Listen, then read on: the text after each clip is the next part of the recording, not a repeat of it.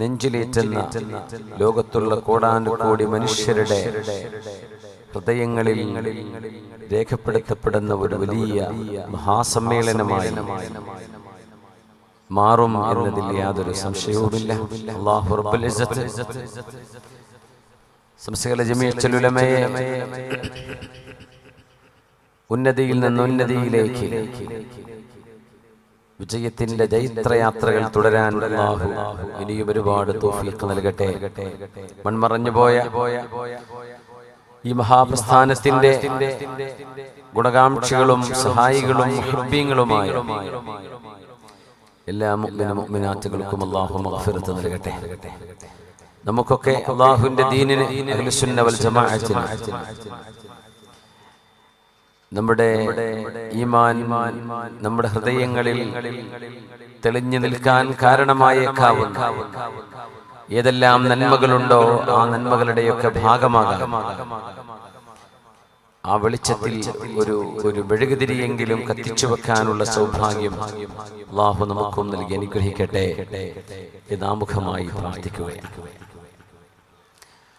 ഒരു മഹാത്ഭുതം നടന്ന ചരിത്രരേഖകളിൽ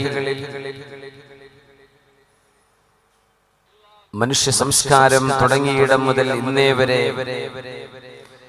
മനുഷ്യന് കാണാനോ കേൾക്കാനോ അറിയാനോ സാധിച്ച അത്ഭുതങ്ങളെ മുഴുവനും പിറകിലാക്കി ലോകാവസാനം വരെ വരാൻ പോകുന്ന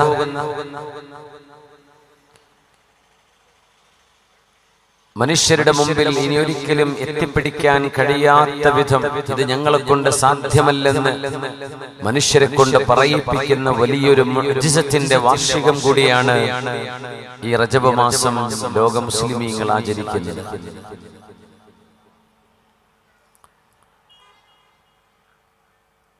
ആകാശത്തേക്ക് നോക്കുമ്പോ നമ്മൾ കാണുന്ന നക്ഷത്ര സമൂഹം മാക്സിമം 5 ലക്ഷം നക്ഷത്രങ്ങളെ നമുക്ക് നഗ്നനേത്രങ്ങളെ കൊണ്ട് ഇങ്ങനെ മേലോട്ട് നോക്കിയാൽ ഇരുൾമുറ്റിയ രാത്രികളിൽ കാണാൻ കഴിയുള്ളൂ. മാക്സിമം അതും ആ നക്ഷത്രങ്ങളുടെ രൂപമോ അവയുടെ വലുപ്പമോ നമ്മൾ കാണുന്നില്ലെന്ന് മാത്രമല്ല, അവകളിൽ ജീവൻ നഷ്ടപ്പെട്ടു പോയ എന്ന് വിളിക്കാൻ പറ്റുമെങ്കിൽ പ്രകാശം മാത്രം ബാക്കിയാക്കി മൺമറഞ്ഞു പോയ ഡാർക്ക് മാറ്ററുകൾ എന്ന് പറയുന്ന നക്ഷത്രങ്ങളുടെ മരണം സംഭവിച്ചതിന് ശേഷം പോലും ആ പ്രകാശം നമുക്ക് കാണാൻ ഇടവരുന്നു. ഒരുപക്ഷെ നമ്മളെ കാണുന്ന നക്ഷത്രം അതിൻ്റെ പ്രകാശമേ നമ്മൾ കാണുന്നുള്ളൂ. ആ നക്ഷത്രത്തിൻ്റെ മാസ് എന്ന് പറയുന്നത് ഒരുപക്ഷെ അപ്രത്യക്ഷമായി കാണുമെന്നാണ്. അത്രയും വിശാലമായ അള്ളാഹുവിൻ്റെ ഒരു ലോകമാണിത്. ഇസ്രാഇന്റെയും മിഅ്റാജിന്റെയും പരിശുദ്ധമായ അനുഭവത്തിൽ പുണ്യ റസൂൽ സ്വല്ലല്ലാഹു അലൈഹി വസല്ലമ തങ്ങൾ ഈ ആകാശ ലോകങ്ങളെ മുഴുവനും മറികടക്കുന്ന ഒരു മഹാത്ഭുതം അള്ളാഹു ഹബീബിനെ കൊണ്ട് ചെയ്തു എന്ന് പറയുന്നത് ഇനി ഒരിക്കലും ശാസ്ത്രത്തിനോ അതിനപ്പുറത്തുള്ള മനുഷ്യന്റെ എന്ത് സംവിധാനത്തിന് പോലും അവകാശപ്പെടാൻ കഴിയാത്ത അത്രയും വലുതാണ് എന്ന് നമ്മൾ മനസ്സിലാക്കണം.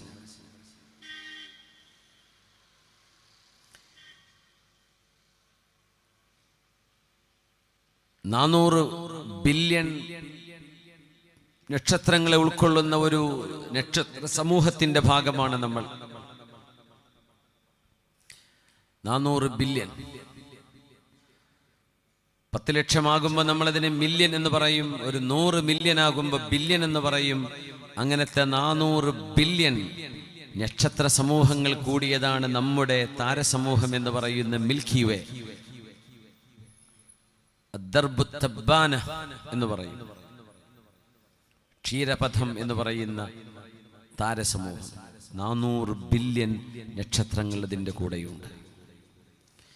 ആ ഓരോ നക്ഷത്രത്തിനും സൂര്യന് ചുറ്റും ഭൂമിയും യുറാനസും നെപ്റ്റ്യൂണും ജൂപ്പിറ്ററും ഒക്കെ കറങ്ങുന്ന പോലെ ഗ്രഹങ്ങളുള്ള നക്ഷത്രങ്ങളുണ്ട് ഒരുപാട്. ആ ഗ്രഹങ്ങൾക്ക് ഉപഗ്രഹങ്ങളുണ്ട്, ഭൂമിക്ക് ചന്ദ്രനുള്ളതുപോലെ. നക്ഷത്രങ്ങളുടെ എണ്ണം മാത്രം 400 ബില്യൺ 400 ബില്യൺ നക്ഷത്രങ്ങൾ ഈ ഒരൊറ്റ താരപഥത്തിൽ. അങ്ങനത്തെ 200 ട്രില്യൺ താരസമൂഹങ്ങളുള്ള ലോകമാണത്രേ അള്ളാഹുവിൻ്റെ ലോകം. ആലോചിച്ച് നോക്ക്, എത്രയാണതിൻ്റെ വലുപ്പം, എത്രയാണതിൻ്റെ വലുപ്പം. 1,00,000-ലേറെ ഭൂമികളെ ഉള്ളിൽ കൊണ്ടുപോയി വെച്ചാലും സൂര്യൻ്റെ ഉള്ളിൽ സ്ഥലം ബാക്കിയാണ്.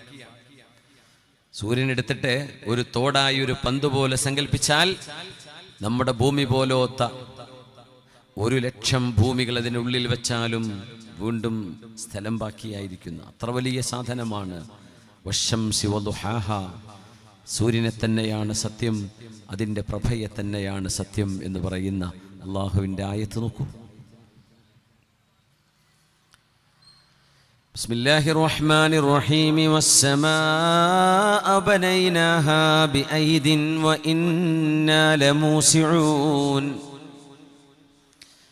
والسماء بنيناها بأيد وإنا لموسعون.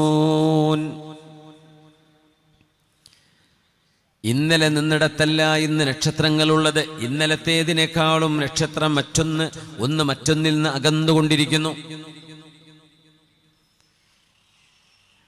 പ്രപഞ്ചം വികസിച്ചുകൊണ്ടിരിക്കുകയാണത്രേ. എങ്ങോട്ടാണ് വികസനം അവസാനിക്കുന്നത് എന്നറിയാൻ കഴിയാത്ത വിധം ഓരോ സെക്കൻഡിലും നക്ഷത്രങ്ങൾ ഇങ്ങനെ അകന്നുകൊണ്ടിരിക്കുന്നുവത്രേ. ശുദ്ധ ഖുർആൻ പറയുന്നു, നിങ്ങളുടെ തല ഉയർത്തിയാൽ നിങ്ങൾക്ക് മേലോട്ട് നോക്കാൻ കാണുന്ന ഒരു ലോകം. ആ ലോകം കുല്ലുമാ സമാ വഅല, നിങ്ങൾക്ക് മുകളിൽ കിടക്കുന്ന ഉപരിമണ്ഡലം. നമ്മൾ നോക്കുമ്പോൾ നീല നിറമാണ്. ഭൂമിയുടെ മണ്ഡലത്തിൽ സൂര്യപ്രകാശങ്ങൾക്ക് വികിരണം സംഭവിക്കുമ്പോൾ അവിടെ നീല നിറമായി കാണപ്പെടുന്ന സത്യം തന്നെയാണ്. പക്ഷേ ഭൂമിയുടെ ഭൗമാന്തരീക്ഷത്തിന്റെ പുറത്തേക്ക് പോയാൽ ആകാശത്തിന് കറുപ്പ് നിറമാണത്രേ. നമ്മൾ പകല് കാണുമ്പോൾ ഭൂമിയിൽ ഭയങ്കര വെളിച്ചമാണ്. പക്ഷെ സ്പേസിൽ ഈ സൂര്യപ്രകാശത്തിന്റെ വെളിച്ചം കാണപ്പെടുന്നില്ലെന്നാണ്. അത്ര വലിയ അത്ഭുതമാണ്. ഭൂമിക്കുള്ളിലേക്ക് ഈ വെളിച്ചം കാണുന്നുള്ളൂ. ഭൂമിക്ക് പുറത്ത് ഇരുട്ടാണ്, ഘനീഭവിച്ച ഇരുട്ടാണ്. ദുലുമാതും ബഅ്ദുഹാ ഫൗഖ ബഅദ്. മനുഷ്യൻ പരിചയപ്പെടുന്ന ഈ ഭൂമിയുടെ കടലായ കടലുകളുടെ ഓരങ്ങളെ നമ്മളൊന്ന് സങ്കല്പിക്കുക. ബീച്ചുകളായ ബീച്ചുകൾ, തളങ്കരയും ബേക്കലും കുമ്പളയും മാത്രം കണ്ടാൽ പോരാ. ലോകത്ത് അറ്റ്ലാന്റിക്കിൻ്റെയും അതുപോലെ തന്നെ പസഫിക്കിൻ്റെയും ഇന്ത്യൻ മഹാസമുദ്രത്തിൻ്റെയും ഒക്കെ ചുറ്റുവട്ടങ്ങളിൽ കിടക്കുന്ന ലക്ഷക്കണക്കിന് ദ്വീപുകളുടെ ബീച്ചുകളടക്കം ഒന്ന് സങ്കല്പിച്ചു നോക്കുക. ഇവിടെയൊക്കെ എത്ര മണൽത്തരികൾ ഉണ്ടാകുമെന്ന് സങ്കല്പിച്ചു നോക്കൂ. എത്ര മണൽത്തരികൾ ഉണ്ടാകും. നമ്മൾ മരിക്കോളം എണ്ണിയാൽ നമ്മുടെ തൊട്ടടുത്തുള്ള കാസർഗോഡ് അല്ലെങ്കിൽ തളങ്കരയിലോ അല്ലെങ്കിൽ അങ്ങ് ബേക്കലിലോ അങ്ങ് കാഞ്ഞങ്ങാടോ കടപ്പുറത്തോ എവിടെയെങ്കിലുമുള്ള ഒരു ബീച്ചിലെ മണൽത്തരികളെ എണ്ണി തിട്ടപ്പെടുത്താൻ ആയുസ് മുഴുവൻ ചെലവഴിച്ച എണ്ണി തീരുമോ? മനുഷ്യനെ കൊണ്ട് കഴിയോ? ലോകത്തുള്ള എല്ലാ ബീച്ചുകളും എടുത്ത് അതിലുള്ള മണൽത്തരികളുടെ എണ്ണം നിങ്ങളൊന്ന് സങ്കല്പിച്ചു കഴിഞ്ഞാൽ ലോകത്ത് there are stars in the sky as many as the grains of sands on the beaches of the earth. ഭൂമിയിൽ കിടക്കുന്ന സമുദ്രങ്ങളുടെ ഓരങ്ങളിൽ കിടക്കുന്ന ബീച്ചുകളിൽ കിടക്കുന്ന മണൽത്തരികളുടെ എണ്ണത്തിനനുസരിച്ച് ആകാശത്ത് നക്ഷത്രങ്ങളുണ്ടെന്ന് പറയുന്നത് സയൻസാണ്. അപ്പൊ എന്താണ് ആകാശലോകം എന്ന് നിങ്ങളൊന്ന് ആലോചിച്ച് നോക്കുക. ഇനി അല്ലാഹു പറയാം, ബിസ്മില്ലാഹിർ റഹ്മാനിർ റഹീം. വലഖദ് സയ്യന്ന السماء الدنيا بمصابيح ولقد زينا السماء الدنيا بمصابيح وجعلناها رجوما للشياطين.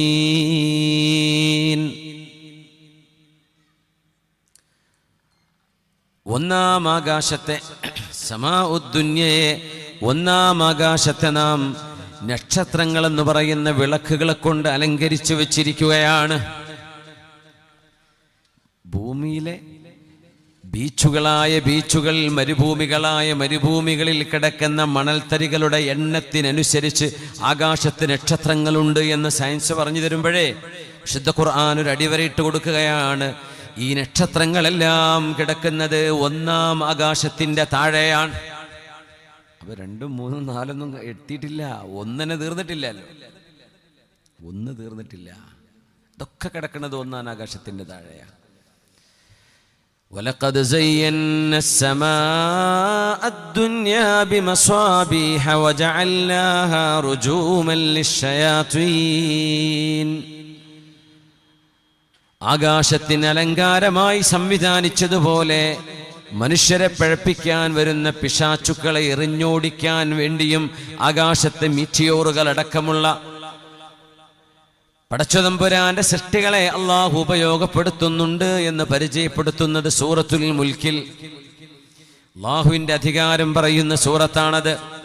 തബാറകല്ലദീ ബിയദിഹിൽ മുൽക്ക് വഹുവ അലാ കുല്ലി ഷൈഇൻ ഖദീർ. എല്ലാറ്റിനും കഴിവുള്ളവനായ അള്ളാഹു ഈ നിമിഷം നക്ഷത്രങ്ങൾ പിറന്നുകൊണ്ടിരിക്കുന്നുണ്ട്.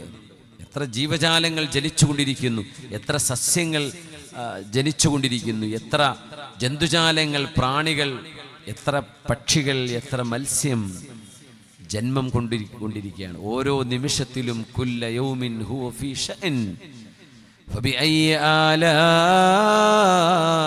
റബ്ബികുമാ തുകദ്ദിബാൻ. പടച്ചതമ്പുരാന്റെ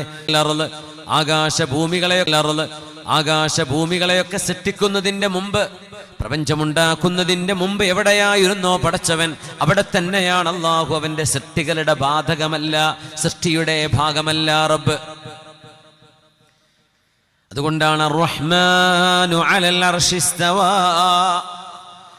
കാരുണ്യവാനായ പടച്ചവൻ അല്ലാഹു അവന്റെ അർശിൽ അധിപനായിരിക്കുന്നു എന്ന് പറയുമ്പോഴും ഇസ്തിവാഉൻ യലീഖു ബിഹി, ഒരു മനുഷ്യൻ കസേരയിൽ ഇരിക്കുന്നത് പോലെ, ഒരു രാജാവ് സിംഹാസനത്തിൽ ഇരിക്കുന്നത് പോലെ, ഒരു അബിദിന്റെയോ ഒരു ഖൽഖിന്റെയോ ഒരു സൃഷ്ടിപ്പിന്റെയോ രൂപത്തിലോ ഭാവത്തിലോ അള്ളാഹുവിന്റെ ഇസ്തിവാഇനെ കുറിച്ച് ചിന്തിക്കുക പാടുള്ളതല്ല. എന്തുകൊണ്ട്? ലൈസ കമിഥിലിഹി ഷൈഉൻ, അള്ളാഹുവിനെ പോലോത്തത്, പടച്ചതമ്പുരാനോട് തുലനം ചെയ്യാൻ നിങ്ങൾക്ക് സാധിക്കുന്ന ഒന്നുമേ ഇല്ല എന്ന് അള്ളാഹു പറയുന്ന ആയത്ത് വെച്ച് വേണം ഈ ആയത്തുകളൊക്കെ വ്യാഖ്യാനിക്കാൻ. നിങ്ങൾ വിചാരിക്കുന്ന ഒന്നുപോലെയുമല്ല അള്ളാഹു. കുന്തു കൻസൻ മഖ്ഫിയൻ, ഞാൻ അറിയപ്പെടാതെ കിടന്നിരുന്ന ഒരു നിധിയായിരുന്നു, ആരും എന്നെ അറിഞ്ഞിരുന്നില്ല എന്ന് അള്ളാഹു പറയുന്ന ഒരു ഖുദ്സിയായ ഹദീസുണ്ട്. കുൻബിനോളം അള്ളാഹു നിങ്ങളുടെ കൂടെയുണ്ട്. നിങ്ങളുടെ നാവിലൂടെ, നിങ്ങളുടെ ചുണ്ടുകളിലൂടെ വരുന്ന തസ്ബീഹ് അറിയാൻ ഈ കോടിക്കണക്കിന് ദൂരം വരുന്ന പ്രപഞ്ചത്തിന്റെ ഡയാമീറ്ററുകൾ കടന്നു പോകേണ്ട കാര്യമില്ല. അള്ളാഹുവിന്റെ ഇൽമിലും അള്ളാഹുവിന്റെ ഖുദ്റത്തിലും അവനവന്റെ സൃഷ്ടികളോടൊപ്പമാണ്. എന്നാൽ അള്ളാഹുവിന്റെ ദാത്ത് എന്ന് പറയുന്ന, പടച്ചതമ്പുരാൻ എന്ന് പറയുന്ന അള്ളാഹുവിന്റെ ദാത്ത് എന്ന് പറയുന്നത് ഒരു സ്ഥലത്തേക്കോ ഒരു കാലത്തേക്കോ ബന്ധിപ്പിക്കുക സാധ്യവുമല്ല. ആ ജല്ല ജലാലുവാണ് മഹാനായ അഷ്റഫുൽ ഖൽഖ് സ്വല്ലല്ലാഹു അലൈഹി വസല്ലമ തങ്ങളെ അല്ലാഹു തെരഞ്ഞെടുത്ത ഒരു സ്ഥാനത്തേക്ക് റബ്ബ് തആല നബി തങ്ങളെ വിളിച്ചു വരുത്തിയതാണ് ഇസ്രാ മിഅ്റാജിന്റെ യാത്രയുടെ ഏറ്റവും അത്ഭുതം. മഹാനായ മൂസ നബി അലൈഹിസ്സലാം അല്ലാഹുവിനോട് ചോദിച്ചു, റബ്ബി അരിനീ അൻദുർ ഇലൈക്, അല്ലാഹുവേ നിന്നെ നീ എനിക്കൊന്ന് കാണിച്ചു തരുമോ? ആ ചോദ്യം ഒരു പ്രവാചകന്റെ ചോദ്യമാണ്. ആ ചോദ്യത്തിന് ചില പ്രത്യേകതകളുണ്ട്. നിന്നെ ഞാനൊന്ന് നോക്കട്ടെ എന്നല്ല മൂസ നബി പറയുന്നത്, ഞാൻ നിന്നെ ഒന്ന് കാണട്ടെ എന്ന് പറയുക മാത്രമല്ല മൂസ നബി ചെയ്തത്. റബ്ബി, സീനാ പർവ്വതങ്ങളുടെ താഴ്വാരങ്ങളിൽ കിടക്കുന്ന തുവാ എന്ന് പറയുന്ന പരിശുദ്ധമായ താഴ്വാരത്ത് നിന്നുകൊണ്ട് ഇന്നത്തെ സീനാ മരുഭൂമിയുടെ ഏകദേശം ഫലസ്തീനിലേക്ക് ചേർന്ന് നിൽക്കുന്ന ആ ഒരു ഭാഗം, അവിടെ നിന്ന് ഫലസ്തീനിലേക്ക് ഒരു 100-200 കിലോമീറ്ററേ കാണൂ ഫലസ്തീൻ ബോർഡറിലേക്ക്. അവിടെ നിന്ന് ഈജിപ്തിൻ്റെ ഖൈറോവിലേക്ക്, സൂയസ് കനാലിലേക്ക് വീണ്ടും ഒരു 600 കിലോമീറ്റർ യാത്ര ചെയ്യണം. സയ്യിദുനാ മൂസ നബി അലൈഹിസ്സലാം അല്ലാഹുവിനോട് സംസാരിച്ചു എന്ന് പറയുന്ന ആ മഹത്തായ മലനിരകൾ കിടക്കുന്ന ഒരു പ്രത്യേകമായ ശാന്തമായ ഒരു പ്രദേശമാണ്. ഇപ്പോഴും അവിടെ അങ്ങനെയാണ്. ജനവാസങ്ങൾ അധികമില്ല. പട്ടാളക്കാരെ കാണും, കോൺവോയികൾ കാണും, മണൽ ചാക്കുകൾ നിറച്ചു വെച്ച് തോക്കുകളുമായി നിലകൊള്ളുന്ന 100 കണക്കിന് ജവാന്മാർ, പട്ടാളക്കാർ ഇന്നും സീനാ മരുഭൂമിയിൽ ക്യാമ്പ് ചെയ്തിരിക്കുകയാണ്. അത്ര വലിയൊരു സ്ട്രാറ്റജിക്കൽ പൊളിറ്റിക്കൽ റീജിയനാണിത്. ഇരിക്കട്ടെ. റബ്ബി അല്ലാഹുവേ, നിന്റെ സംസാരം ഞാൻ കേൾക്കുന്നു റബ്ബേ, എനിക്ക് നിന്നെയൊന്ന് കാണണം എന്ന ആഗ്രഹം വന്നപ്പോ സയ്യിദുനാ മൂസ അലൈഹിസ്സലാം ചോദിച്ച ചോദ്യം ഇങ്ങനെയാണ്: റബ്ബി, എൻ്റെ രക്ഷിതാവേ, അരിനീ, നീ നിന്നെ എനിക്ക് കാണിച്ചു തരികയാണെങ്കിൽ, അൻദുർ ഇലൈക്, എനിക്ക് നിന്നെയൊന്ന് നോക്കാമായിരുന്നു. വെറുതെ എനിക്ക് നോക്കാൻ കഴിയില്ലെന്നറിയാം, നിന്നെ അങ്ങനെ കാണാൻ കഴിയില്ലെന്നും എനിക്കറിയാം റബ്ബേ. പക്ഷേ നീ എങ്ങാനും നിന്നെ എനിക്ക് കാണിച്ചു തരികയാണെങ്കിൽ എനിക്ക് കാണാൻ കഴിയുമല്ലോ. കാരണം ബിസ്മില്ലാഹിർ റഹ്മാനിർ റഹീം, ലാ തുദ്രികുഹുൽ അബ്സാർ വഹുവ യുദ്രികുൽ അബ്സാർ വഹുവൽ ലതീഫുൽ ഖബീർ. ഒരു കണ്ണിനെ കൊണ്ടും കണ്ടെത്താൻ കഴിയാത്തവൻ, കണ്ണുകളെ കൊണ്ട് തേടിപ്പിടിക്കാൻ കഴിയാത്തവൻ, എന്നാൽ കണ്ണുകളെ നിയന്ത്രിച്ചു കൊണ്ടിരിക്കുന്നവനായ അല്ലാഹു. ലാ തുദ്രികുഹുൽ അബ്സാർ വഹുവ യുദ്രികുൽ അബ്സാർ വഹുവൽ ലതീഫുൽ ഖബീർ. Eyes can't reach him. കണ്ണുകൾക്ക് അല്ലാഹുവിനെ കാണാൻ കഴിയില്ല. വഹുവ യുദ്രികുൽ Absar, but Allah, he is the one controlling the eyes. കണ്ണുകളെ നിയന്ത്രിക്കുന്നത് അല്ലാഹുവാണ്. കാണാത്തതിനെ കാണിച്ചു കൊടുക്കാനും കണ്ടുകൊണ്ടിരിക്കുന്നതിനെ കാണാതെയാക്കാനും കഴിവുള്ളത് അല്ലാഹുവാണ്. ഇങ്ങനെ നമ്മൾ കണ്ടുകൊണ്ടിരിക്കുന്ന സാധനത്തെ കാണാതെയാക്കി തരാൻ അല്ലാഹുക്ക് കഴിയും. നമ്മൾ കാണാത്തതിനെ കാണിച്ചു തരാനും അല്ലാഹുക്ക് കഴിയും. വഹുവൽ ലതീഫുൽ Kabeer. He is the subtle and he is the all knowing. എല്ലാം അറിയുന്ന, അതിസങ്കീർണമായതും അറിയുന്നവനാണ് ലത്തീഫായ അല്ലാഹു ജല്ല ജലാലു. അങ്ങനെയാണ് ഖുർആൻ അല്ലാഹുവിനെ പരിചയപ്പെടുത്തിയത്. അതുകൊണ്ട് റബ്ബേ, നീ നിന്നെ എനിക്ക് കാണിച്ചു തന്നാൽ എനിക്ക് നിന്നെ കാണാൻ പറ്റും. അതുകൊണ്ട് നീ എനിക്ക് നിന്നെ കാണിച്ചു തരണം, അപ്പോഴേ എനിക്ക് കാണാൻ കഴിയുള്ളൂ. റബ്ബി അരിനി അൻദുർ ഇലൈക്. അദബുൻ മിൻ സയ്യിദിന മൂസ അലൈഹിസ്സലാം. മൂസ നബി അലൈഹിസ്സലാം അല്ലാഹുവിനോട് കാണിക്കുന്ന അദബാണത്. ഞാൻ നോക്കട്ടെ, അങ്ങനെയല്ല, നീ എനിക്ക് കാണിച്ചു തരികയാണെങ്കിൽ എനിക്ക് കാണാമല്ലോ. കാരണം കണ്ണുകളെ നിയന്ത്രിക്കുന്നത് നീയാണ്, മനസ്സുകളെ നിയന്ത്രിക്കുന്നത് നീയാണ്. മനുഷ്യ ഹൃദയങ്ങൾ അങ്ങനെയാണ്. എനിക്ക് സൗണ്ട് ഇല്ലാത്ത കുഴപ്പമേ ഉള്ളൂ. ലാ തുദ്രികുഹുൽ അബ്സാർ വഹുവ യുദ്രികുൽ അബ്സാർ വഹുവൽ ലതീഫുൽ ഖബീർ. സലാമൊക്കെ ഞങ്ങൾ മാക്സിമം നോക്കി.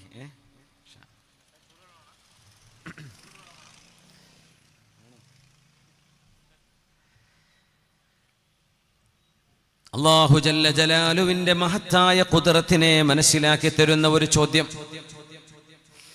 അതുകൊണ്ടാണ് ഹബീബുന റസൂലുള്ളാഹി സ്വല്ലല്ലാഹു അലൈഹി വസല്ലം തങ്ങൾ ഒരു നിലാവുള്ള രാത്രിയിൽ സ്വഹാബിമാരെ മുഴുവനും ഒരുമിച്ച് കൂട്ടിയിട്ടവരോട് ചോദിക്കുകയാണ്. അന്ന് പരിശുദ്ധമായ ആ രാവിൽ പൂനില ഉദിച്ചു നിൽക്കുകയാണ്, പൂർണ്ണചന്ദ്രൻ. നബി ചോദിച്ചു, ഹൽ തുളാറൂന ഫീ റുയത്തിൽ ഖമർ ലൈലത്തുൽ ബദർ. 14-ാം രാവിലെ ഈ പൂർണ്ണചന്ദ്രനെ കാണാൻ സ്വഹാബികളെ, നിങ്ങൾ ആർക്കെങ്കിലും തിക്കും തുരക്കും കൂടേണ്ടതുണ്ടോ? നിങ്ങൾ ആർക്കെങ്കിലും മറയുണ്ടോ? ഇന്നാൾ മാറി നിൽക്കട്ടെ എന്നിട്ട് എനിക്കൊന്ന് കാണണം, അയാളൊന്ന് നീങ്ങട്ടെ, അയാളൊന്ന് ഇരിക്കട്ടെ എന്നിട്ട് എനിക്കൊന്ന് കാണണം, അങ്ങനെ വല്ലതും തോന്നുന്നുണ്ടോ? ഇല്ല നബിയേ, ഞങ്ങൾ ഇങ്ങനെ നോക്കിയാൽ കാണുന്നില്ലേ, ഞങ്ങൾ ഓരോരുത്തർക്കും കാണാൻ പറ്റുന്നില്ലേ? കാണുന്നുണ്ടല്ലേ? എന്നാൽ ഞാനൊന്ന് പറഞ്ഞോട്ടെ, ഇന്നകും സതറൗന റബ്ബകും കമാ തറൗനൽ ഖമറ ലൈലത്തൽ ബദർ.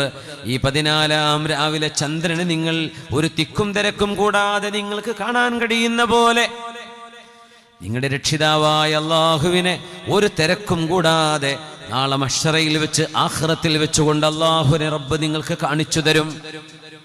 ആ കാഴ്ചയാണ് സ്വർഗലോകത്തെ ഏറ്റവും വലിയ അനുഗ്രഹം എന്ന് പറയുന്നത്. സ്വർഗത്തിലെ ഏറ്റവും വലിയ അനുഗ്രഹം എന്താണ്? അവിടുത്തെ ഹൂറികളോ, അവിടുത്തെ ഭക്ഷണമോ, അവിടുത്തെ സൂഖുൽ ജുമുഅയോ ഒന്നുമല്ല. സ്വർഗത്തിൻ്റെ ഏറ്റവും വലിയ അനുഗ്രഹം എന്ന് പറയുന്നത് അല്ലാഹുവിനെ കാണലാണ്. അതാണ് ഏറ്റവും വലിയ അനുഗ്രഹം.